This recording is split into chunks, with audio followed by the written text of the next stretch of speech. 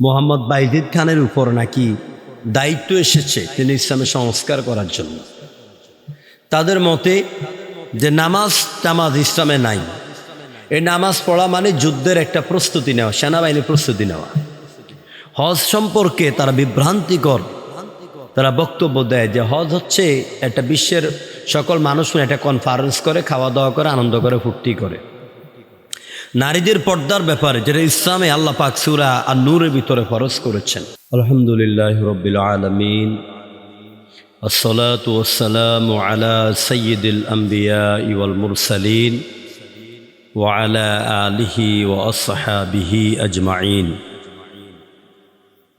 সুপ্রিয় প্রাণপ্রিয় দর্শক ও শ্রোতা, দেশ এবং প্রবাস জীবন থেকে যারা আমাদের এই ঘরোয়া ভিত্তিক আলোচনা শুনবেন, সবাইকে আন্তরিক মোবারকবাদ এবং আসসালামু আলাইকুম ওয়া রাহমাতুল্লাহি ওয়া বারাকাতুহু।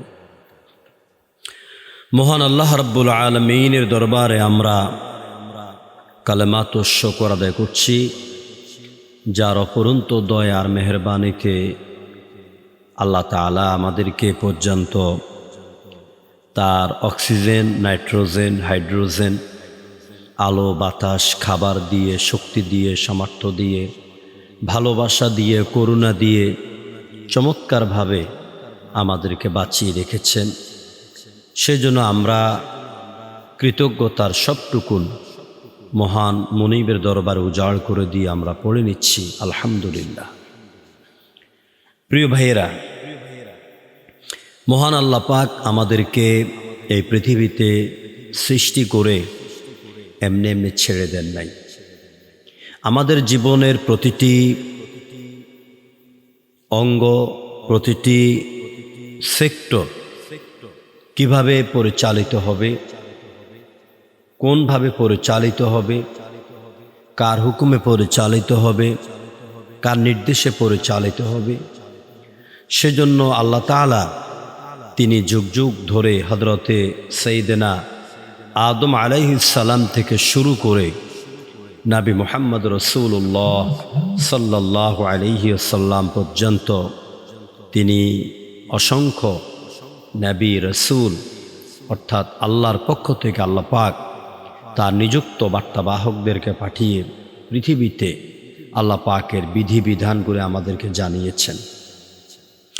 সর্বশেষ আল্লাহ রাব্বুল আলামিন বিশ্ব মানবতার জন্য একটি দিন, একটি জীবন ব্যবস্থাকে পছন্দ করেছেন, যার ব্যাপারে আল্লাহ তাআলা কোরআনে কারীমে সূরা আল ইমরানের ভিতরে বলেছেন, ইন্নাদ-দীনা ইনদাল্লাহিল ইসলাম। আল্লাহর নিকট সবচেয়ে মনোনীত পছন্দনীয় দ্বীনের নাম হচ্ছে ইসলাম।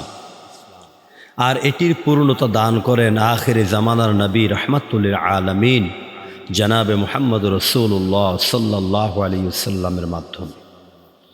আর মহান আল্লাহ রাব্বুল আলামিন তার নবীকে পাঠিয়ে বললেন আরাফাতের ময়দানে, আল ইয়াউমা আকমালতু লাকুম দীনাকুম ওয়া আতমামতু আলাইকুম। আজ আমি তোমাদের জন্য আমার দিনকে, তোমাদের দিনকে আমি পরিপূর্ণ করে দিলাম। সেই দিনের নাম হল ইসলাম।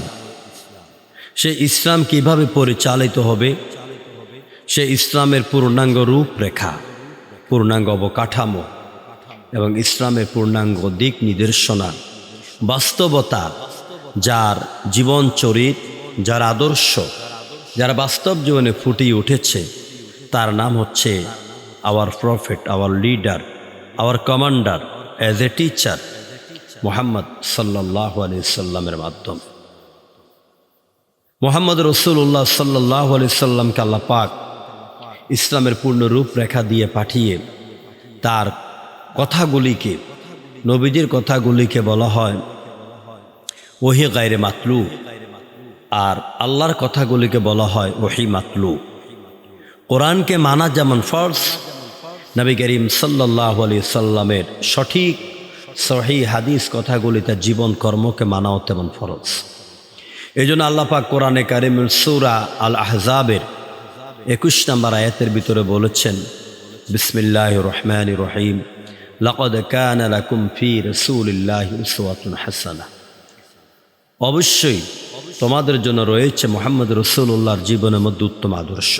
প্রিয় ভাইয়েরা, আমার এই কথাগুলি বলার পেছনে উদ্দেশ্য হচ্ছে, আজকে আমরা মুহাম্মদ রাসূলুল্লাহর সুন্নাহকে, আদর্শকে, তার হাদিস মালাকে, কোরআনকে আমরা বাদ দিয়ে আমরা অনেকে বিভিন্ন বিভ্রান্তির পথে আমরা দৌড়াচ্ছি।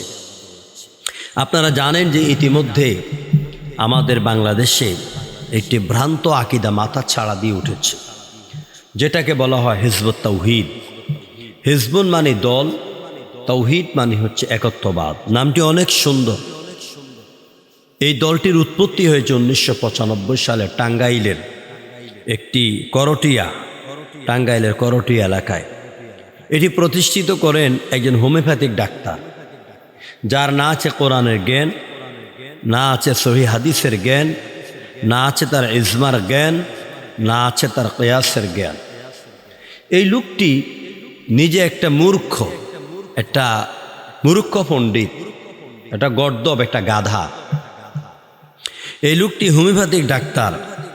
সে হিজবুত তাওহীদ নামে একটি অরাজনৈতিক, একটি ধর্মীয় সংস্কারবাদী দল সংগঠন তৈরি করেন। তারপর তার 2012 সালে মৃত্যু হয়। তার মৃত্যুর পরে আরেকটা গাধা, আরেকটা মূর্খ, দিন সম্পর্কে যে অজ্ঞ, আমি তাকে মূর্খ বলছি, আপনারা আশা করে রাগ করবেন না। এর নাম হলো হোসাইন মোহাম্মদ সেলিম, বাড়ি হচ্ছে নোয়াখালী, সম্ভবত সোনাইমুড়ি এলাকায়, যার ভিতরে ইসলামের, রাসূলের সুন্নাতের কোনো বই প্রকাশ নাই। সেই লোকটি হলো এটা চেয়ারম্যান। এই লোকটি এবং এই হিজবুত তাওহীদ, এরা প্রতিনিয়ত তারা ইসলামকে এবং মানুষকে বিভ্রান্তি করার জন্য বক্তব্য দিয়ে যায়। তাদের মতে যে তারা ধর্ম ব্যবসা দূর করবে, এবং তাদের মতে যে মুহাম্মদ সাল্লাল্লাহু আলাইহি ওয়াসাল্লামের ইন্তেকালের পরে ইসলামের আর কোনো আদর্শ নাই।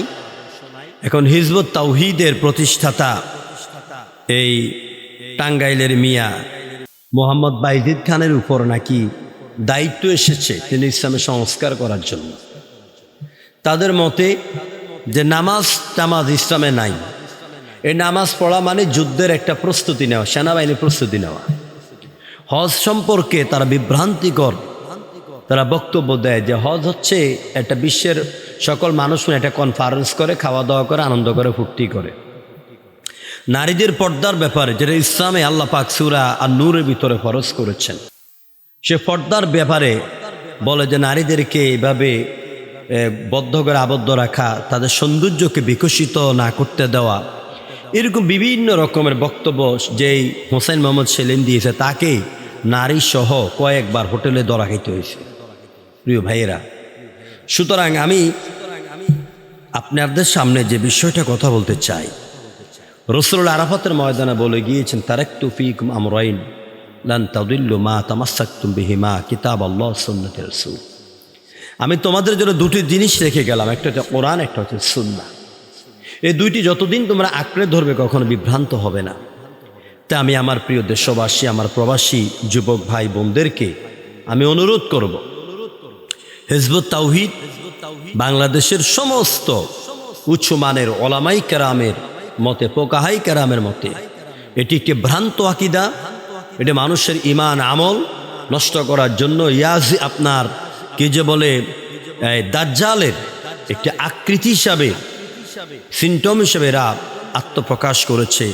এরা নারী পুরুষ একসাথে নাচানাচি, লাফালাফি এগুলি করে মানুষকে নামাজ, রোজা, হজ, যাকাত, ইসলামের বিধিবিধান মানা থেকে দূরে রাখার একটা প্রক্রিয়া চালাচ্ছে।